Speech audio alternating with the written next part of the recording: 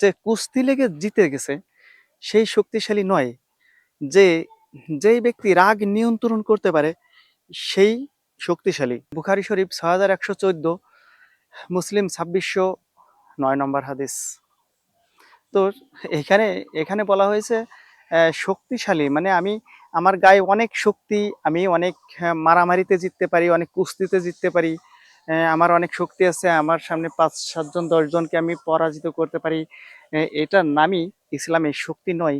শক্তিটা হচ্ছে আমার যে সময় রাগ, আমার যে সময় রাগ ওঠে, আমি যে সময় রাগান্বিত হই, ওই মুহূর্তটাকে, এই রাগটাকে নিয়ন্ত্রণ করা শক্তিটাকেই বেশি শক্তি বলা হয়েছে ইসলামে।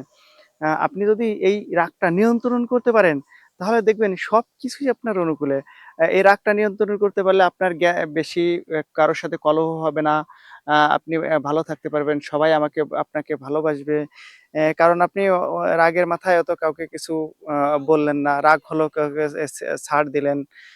তাহলে অনেকেই এটা আপনাকে ভালো বলে আখ্যায়িত করবে যে সেই ব্যক্তি কোনো কিছু বলে না। রাগ হলেও সে চুপ থাকে বা কেউ কিছু বলে না। সমাজেও ভালো থাকবেন, আল্লাহর কাছেও ভালো থাকবেন। অতএব রাগকে নিয়ন্ত্রণ করার চেষ্টা করুন। রাগ হবেই।